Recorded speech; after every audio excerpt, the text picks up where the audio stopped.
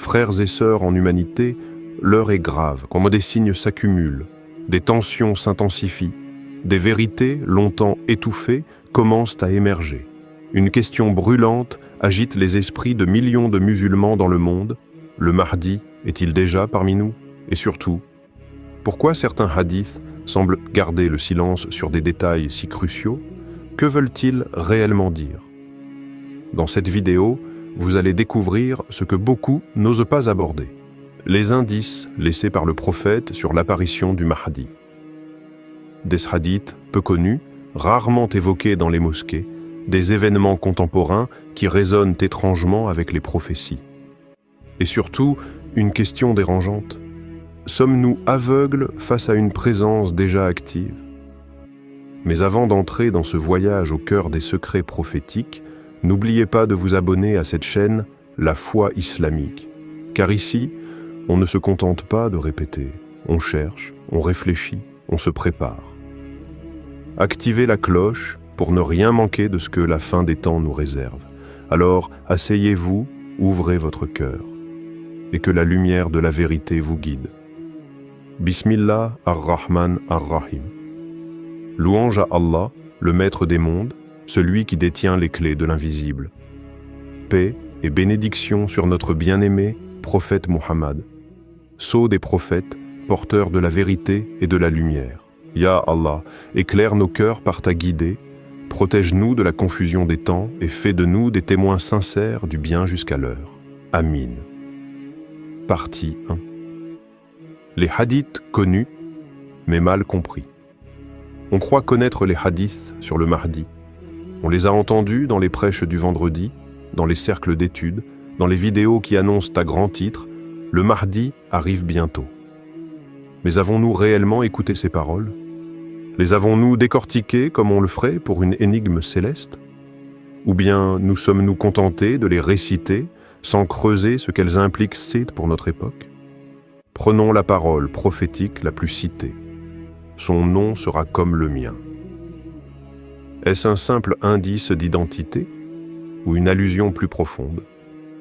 Le nom de notre prophète, Muhammad, signifie celui qui est le plus loué. Est-ce que cela n'indique pas un homme dont l'âme, la mission et l'héritage spirituel porteront l'essence du prophète?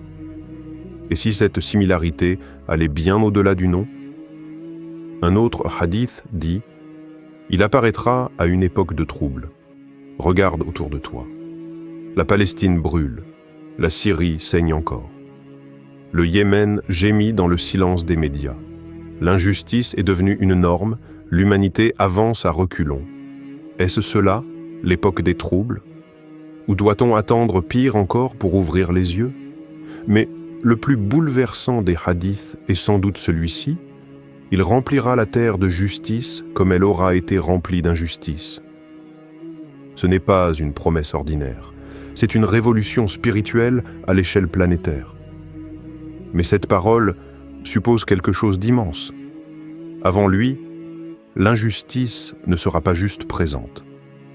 Elle dominera totalement. Et si ce moment, c'était maintenant? Une autre partie oubliée de la prophétie concerne la division. Le prophète dit que les Arabes se disputeront le pouvoir, que personne ne s'imposera, et que finalement, un homme refusera d'être calife, mais sera contraint à la Kaaba. Ce détail, souvent négligé, est saisissant. Le Mahdi ne viendra pas avec des slogans, il ne cherchera pas la gloire, il fuira même le pouvoir. Et pourtant, ce refus deviendra le signe de son authenticité. Mais une question brûle toutes les lèvres. Est-il déjà né? Est-il un homme qui travaille, prie, dort et souffre comme nous, sans même savoir qu'il a été choisi? Certains hadiths semblent l'indiquer. Ibn Kathir, grand exégète de l'islam, dit que le Mahdi ignorera sa propre mission jusqu'à ce qu'Allah l'inspire. Cela signifie qu'il pourrait être là, maintenant, quelque part sur cette terre, ignorant encore la destinée colossale qui l'attend. Et si certains signes étaient déjà passés? Et si les événements que nous attendons avec des éclairs dans le ciel des tremblements de terre ou des miracles visibles s'étaient produits dans le silence du quotidien. Le problème, c'est que l'homme moderne attend des signes qui ressemblent à des films. Mais le prophète a averti, la fin des temps viendra subrepticement, comme la pluie qui surprend les voyageurs. La vérité, c'est que ceux qui ont un cœur vivant, une foi aiguisée, une vision claire, ceux-là seuls reconnaîtront les étapes du scénario divin. Pas dans les journaux, pas sur les réseaux sociaux, mais dans la profondeur du Coran, dans les frissons de certaines nuits, dans cette intuition que quelque chose d'énorme est déjà en marche. Partie 2. Les hadiths, cachés ou oubliés, ceux qu'on ne cite jamais. Il y a des vérités qui ne disparaissent pas. Elles ne sont ni effacées, ni oubliées. Elles sont simplement évitées. Comme si leur simple évocation risquait d'ébranler un équilibre fragile. Dans les bibliothèques poussiéreuses, dans les recueils moins cités, se trouvent des hadiths sur le Mahdi que très peu de gens mentionnent. Non pas parce qu'ils sont faibles, mais parce qu'ils dérangent. Prenons ce hadith rapporté par Al-Hakim dans son Al-Mustadrak. Le Mahdi apparaîtra alors qu'il y aura une discorde entre les gens, une peur dans le monde et des divisions dans les nations. Lis ces mots lentement. Discorde entre les gens. Elle est là, dans chaque foyer, sur chaque réseau social, dans chaque mosquée déchirée par des divergences. Peur dans le monde, elle est palpable. Guerre nucléaire, crise climatique, pandémie, effondrement économique, division dans les nations. Il suffit de regarder les actualités. Ce hadith ne décrit pas un futur lointain.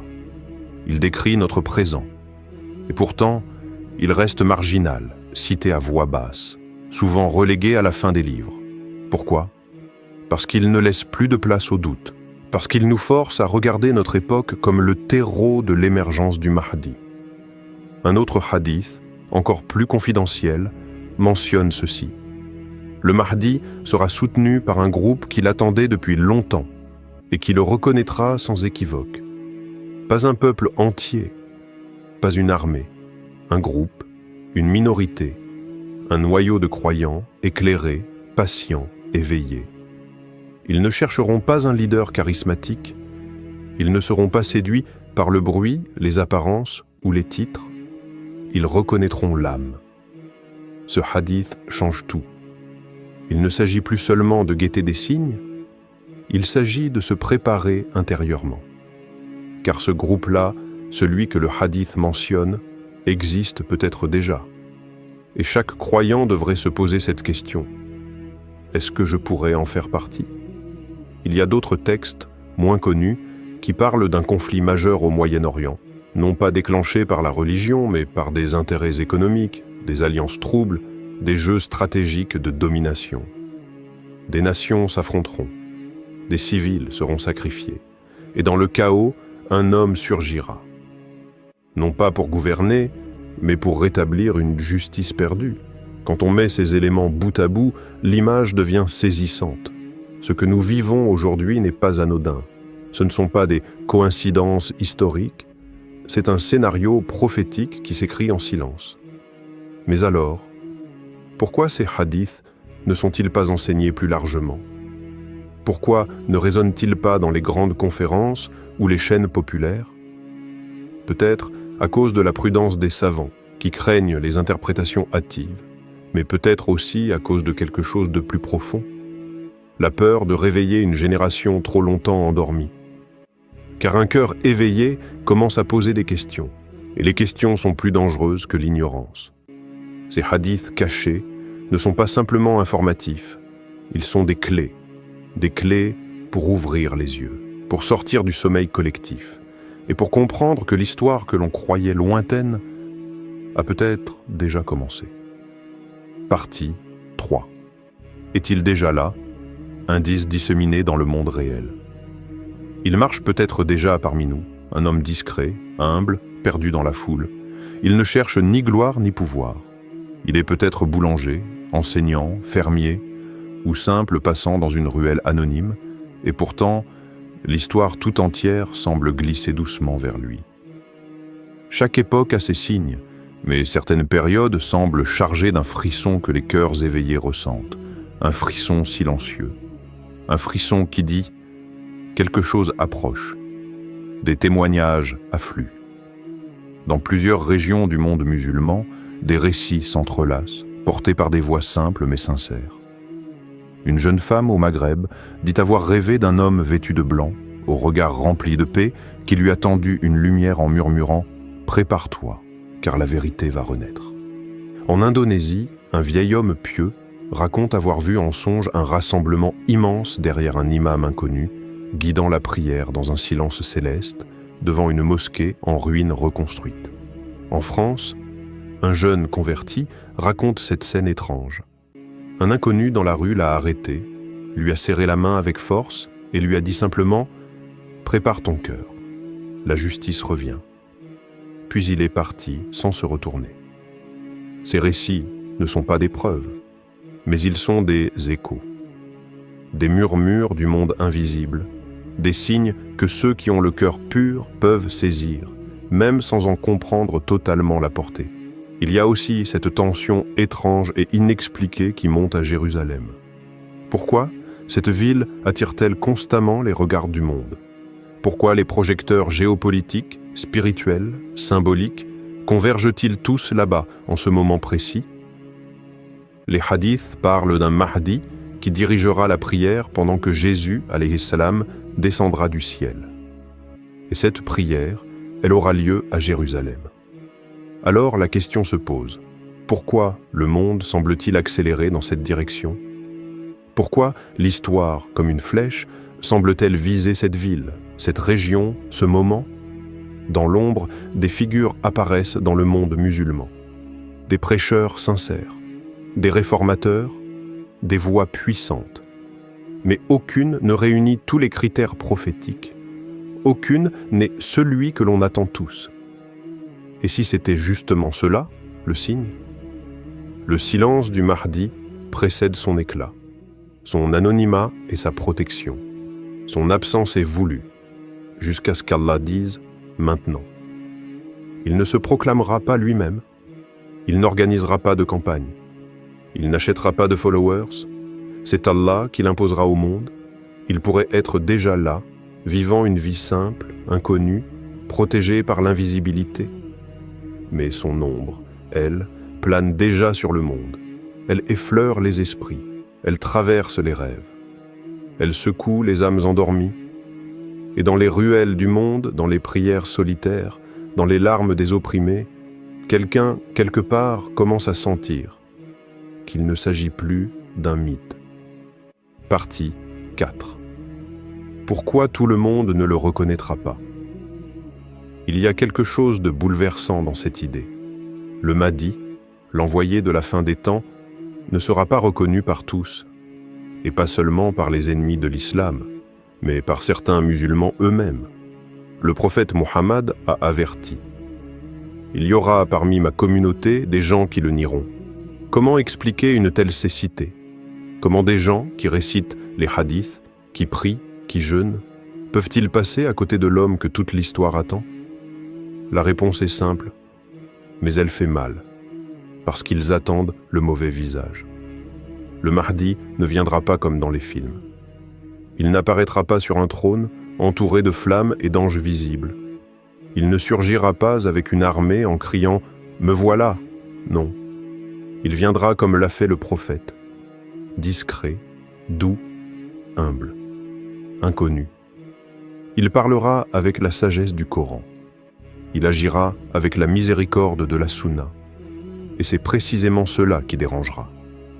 Car ceux qui ont attendu un héros hollywoodien ne verront qu'un homme simple et ils diront « Ce n'est pas possible. Ce ne peut pas être lui. » Il est facile d'admirer un Mahdi de légende. Il est difficile de suivre un Mahdi réel qui remet en question nos habitudes, nos alliances, notre confort spirituel. Certains érudits eux-mêmes, protégés dans leur statut, refuseront de le reconnaître. Non pas parce qu'il est faux, mais parce que sa vérité brisera leur pouvoir. Le Mahdi dénoncera les alliances injustes. Il s'opposera aux tyrans protégés par les systèmes religieux corrompus. Et ceux qui vivent celle de compromission n'auront qu'une option, le rejeter. C'est ici que se révèle une vérité profonde. La reconnaissance du Mahdi n'est pas une question d'intelligence. C'est une question de lumière dans le cœur. On peut connaître des centaines de hadiths, avoir étudié des dizaines de livres, et pourtant passer à côté de lui parce que le cœur est fermé. Reconnaître le Mahdi, c'est d'abord purifier son intention. C'est attendre non pas un sauveur spectaculaire, mais un serviteur d'Allah, un homme guidé, pieux, fidèle à la sunna, porteur de justice même si elle dérange. Les premiers à le suivre ne seront pas les puissants, ni les populaires, ni les plus visibles. Ce seront les discrets, les croyants sincères, les priants nocturnes, les jeunes en quête de vérité, les opprimés à qui il tendra la main. Et cela nous interroge tous. Serons-nous de ceux qui le reconnaîtront ou de ceux qui diront « Ce ne peut pas être lui, il n'a rien d'exceptionnel » comme Quraysh a rejeté Muhammad. Le Mahdi ne nous demandera pas d'être parfaits, mais il attendra des cœurs éveillés, des âmes sincères, des regards qui voient au-delà des apparences. Car ce n'est pas le Mahdi qu'il faut attendre, c'est nous-mêmes qu'il faut préparer. Partie 5. Comment s'y préparer spirituellement? Et si la véritable question n'était pas « Le Mahdi est-il déjà là ?» mais plutôt « Suis-je prêt s'il se manifeste demain ?» Ce n'est pas une énigme à résoudre, ni un jeu de spéculation. C'est une interpellation spirituelle, un miroir que chacun doit tendre à son propre cœur. La venue du Mahdi, ce n'est pas un spectacle à regarder. C'est une responsabilité à assumer. Et cette responsabilité commence maintenant, dans le silence de nos chambres, dans le tumulte de nos journées, dans les choix que nous faisons à chaque instant. Parce que se préparer à l'arrivée du Mahdi ne signifie pas fuir dans les montagnes, ni abandonner le monde. Cela ne veut pas dire tout vendre, ni tout quitter. Cela veut dire revenir à Allah avec sincérité, avec engagement, avec foi. Commencer par refaire sa prière. Pas mécaniquement, mais avec le cœur. Parce que la prière est la première chose que le Mahdi regardera chez nous. Elle est la clé de la connexion. Sans elle, aucune préparation n'est complète. Ensuite, éviter les grands péchés, ceux qui encrassent l'âme, la fornication, l'alcool, le mensonge, la trahison, la rupture des liens familiaux. Car comment prétendre suivre le Mahdi si l'on continue de marcher dans les pas du shaitan? Étudier les signes de la fin des temps n'est pas de la curiosité malsaine. C'est une lucidité. Le prophète nous a transmis ces signes pour que nous restions éveillés, pour que nous sachions distinguer le vrai du faux, le Mahdi du Dajjal, la lumière de l'illusion et surtout, invoquer Allah. Car la guidance ne vient que de lui. Demande-lui, dans la solitude de la nuit ou les larmes du soujud, « Ya Allah, si ton serviteur Al-Mahdi apparaît de mon vivant, alors ne m'égare pas, fais de moi un de ses soutiens sincères. » Le prophète a dit une parole bouleversante. Celui qui meurt en croyant à la venue du Mahdi mourra comme un martyr. Tu n'as donc même pas besoin de le voir pour faire partie des siens. Il te suffit d'y croire, de t'y préparer, de l'aimer sans l'avoir encore rencontré. Comme les premiers compagnons aimaient le prophète avant même de le voir. Et si Allah décrète que tu ne le verras pas de ton vivant, alors ton intention sera ta lumière dans la tombe et ton amour pour la vérité sera inscrit dans ton livre. Alors espérons, préparons. Transmettons cette attente autour de nous, non pas comme une obsession, mais comme un souffle d'espérance. Un jour, il viendra. Un jour, la terre sentira de nouveau la justice sous ses pieds. Mais en attendant, c'est nous qui devons incarner cette justice. Nous qui devons être les lumières dispersées dans une nuit qui s'épaissit. Et chaque effort, chaque invocation, chaque regret sincère est une pierre posée sur le chemin de sa venue. Alors répétons, encore et encore. Ya Allah, fais de nous les soutiens sincères de ton serviteur le Mahdi. Amin. Frères et sœurs, la question reste ouverte, troublante. Le Mahdi Est-il déjà parmi nous? Peut-être, peut-être pas encore. Mais ce qui est certain, c'est que les signes sont là. Et le plus grand danger, ce n'est pas de ne pas le voir, c'est de ne pas vouloir le voir. N'attendez pas des miracles pour croire. N'attendez pas le chaos pour prier. Agissez aujourd'hui, comme si demain il venait frapper à votre porte. Abonnez-vous à La Foi Islamique. Partagez cette vidéo à vos proches et devenez, par votre foi, le témoin de cette époque prophétique. Wa ma tawfiqi illa billah. Wassalam alaykum wa rahmatullahi wa barakatuh.